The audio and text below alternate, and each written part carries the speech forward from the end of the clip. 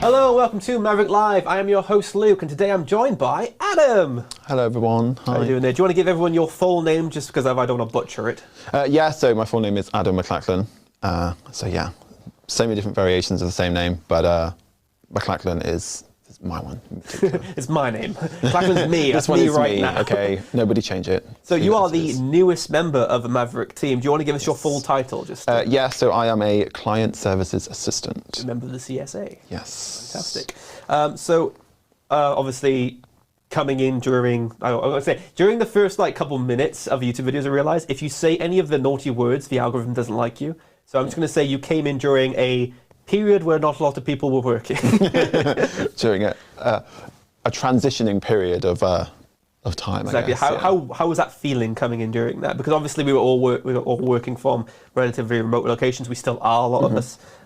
Was it quite weird coming into an office like that? Yeah, I mean, I had a bit of a break in between my previous job and this one, so I spent a lot of time at home. So I think for me personally, it was nice to have that transition back into an environment where you are not surrounded by people, but there's people there and you can have that conversation and that connection again. So, because obviously it's, for a lot of people for a long time, it's been a very strange period. Yeah, even when it's shouting 10 foot away from someone in a mask, it's still someone's there. Yeah, exactly. Rather than just have this big screen talking to HAL 9000, Yeah, so it's been nice. So you touched on your past job, so your past experience then, do you want to give us a journey towards becoming the CSA you are today? Yeah, so I originally started working for in a call centre that was incoming calls. So it was working for a flower company. Okay.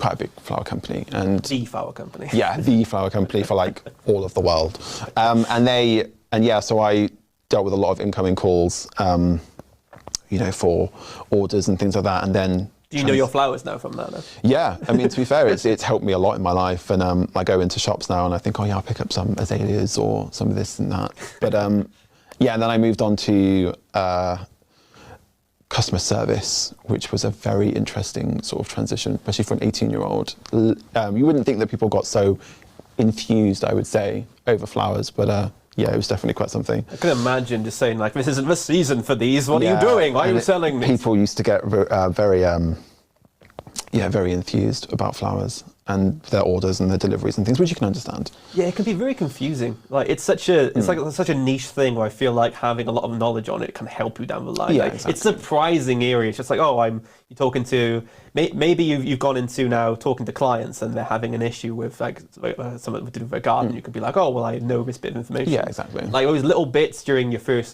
start of your career, they really define some of the weird stuff you can know. Yeah, exactly. And I think it was definitely a good way of being able to, because I've always worked in kind of customer focused environments. Yeah. So it's nice, and it was nice to kind of get that level of understanding of, sometimes you're going to deal with conflict and people are going to be dealing with difficult challenges, and being able to overcome them is such an important factor. It feels like what turns a lot of people off from customer-facing roles, isn't it? Is you're gonna get some conflict, you're gonna get someone shouting at you if something goes wrong. Exactly. But you're gonna be the first front of it. You're kind of the first brick on the wall that gets chipped if something happens. Yeah, and I think sometimes people come at you, and maybe it's not even about you, or the problem. It's just they might have had a bad day, they might have had a difficult experience, and they pick up the phone, and you're the first person that comes through to them, and you do get a lot of. You get those really nice moments though, where you can tell someone's having a bad day and you've helped them out. Yeah, and then you can feel the voice lift. It's a really strange feeling. It's quite nice too. Yeah. And it's also quite confusing because they'll go from being the absolute worst, I'm not going to swear, go from these people who are just really grating to this just person on the end of a phone. Yeah, exactly. And I think it's such a rewarding experience as well to be able to take that person who is coming from a 10 and bring them back down to that 1 and say, right, okay, look, I understand the problem. This is what we've done to deal with it. And that has definitely helped me a lot in my life. Is that what you've had when you was on the call centre, just talking, we've got a 5, we've got a 5, what's going on? Oh, we've got a 9, yeah. We've got a 9. I was like, this person does not want to deal with me anymore. Someone else has to kind of take over. Yeah, my first role during Maverrik was being a customer service facing role, and it's a lot of work trying to decipher obviously emails, what people mean, what people want, because a lot of the time, like you said, they won't tell you exactly what's wrong going forward. You need to sort of coax that out of them. And it's that communication which is like a very important skill to have. Yeah. Is knowing what the real problem is underneath like just a basic thing. Like, oh, you didn't send me this picture on Monday. It's now Monday afternoon. How dare you? Yeah. You know, those little things that can get to you. So, yeah, having the ability to talk people down is really good. And but also having the ability to pull information out of people. Yeah, exactly. That can be tough. Yeah, it really can. And yeah, like you said, sometimes some people just aren't very forthcoming. And it's about trying to build that connection within such a small period of time to be able to make someone feel more comfortable around you so that you can decipher that information and help alleviate the problem as quickly as possible. Yeah, so you're really ingrained into the Autopilot process currently, because Yes. we've got a done for you service with our LinkedIn, and we're going to grow another one where you can become a really good thought leader. And that service in itself is something you've got a big hand into. Yes. And a lot of that we do is more of a training sort of sense. So not only are you telling people how to do it and we're going to do it for you, you're also telling people when they're wrong, which can be very tough ground to tread. Yeah, especially with you know, with people in business, you know, they're very protective over their content and their profile and all this and their business, and you know, trying to tell someone that they may potentially be doing something that's harmful or hindering the progression that they're looking to achieve. Yeah. So say they want to keep posting a sales post to get, you know, try and boost those figures. Okay, we understand you want to boost those figures. So what we can do is work on a new campaign for you and do it. There's different ways of going about it. But they kind of want to just, you know, go for it. Yeah, because it's what they know. Yeah. And trying to sort of teach people a different way. Okay, well, look at it from this perspective or look at it from that perspective. Some people can be reluctant to change. You want to talk them off their ledge if they don't know they're even on. Yeah, that's exactly. The thing. It's just like, well, no, if you do this, you're going to get this result. It's going to be bad. Like, you could end up burning a lot of bridges if you do it this way. And it's important to remember that, you know, obviously you're there to help that person. You're never going to do something that you think was malicious or potentially harm them or their business. So you'll never stay in business long enough if you're out there just to mess with people. No, like exactly. Especially, you'd be a terrible trainer, just like, oh hey, yeah, if you do, you know, send 5 friend requests to this person, or just like labeling all of their flaws. Go on, do it. See what happens. They'll love it. Yeah, they'll appreciate you in the end. Like, hello, Tubby. Bad way of going about things. Yeah, that would definitely not go down well. So, in terms of your now experience from moving forward from those calls into Maverrik, what was the office environment change for you? What was the biggest change?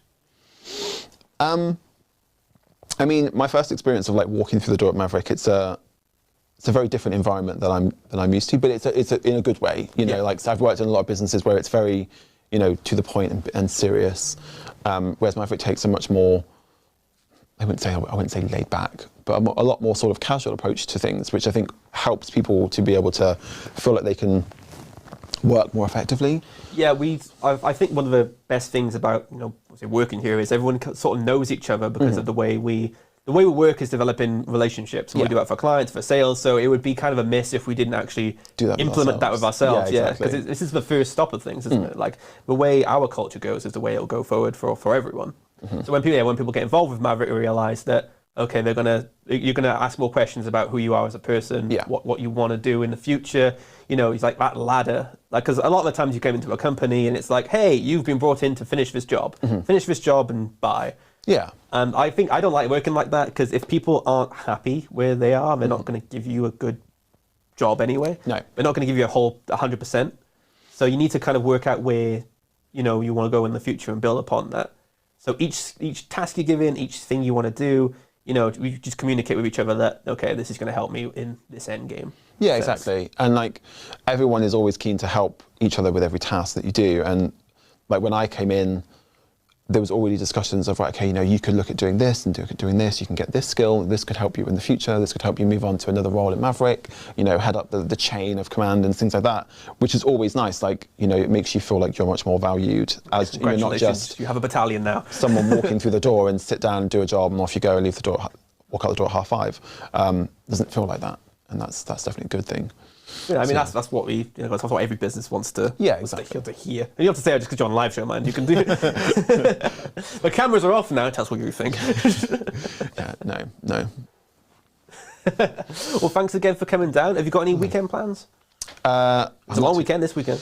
Yeah, I think I'm going to go to the beach actually. Hopefully, if the weather is nice though, because the UK. I mean, we had some really great sun at the start of the week, but then it was really windy. So it's like, what's the point? Yeah, exactly. Especially on the beach, you'll just get it everywhere. Yeah, and like.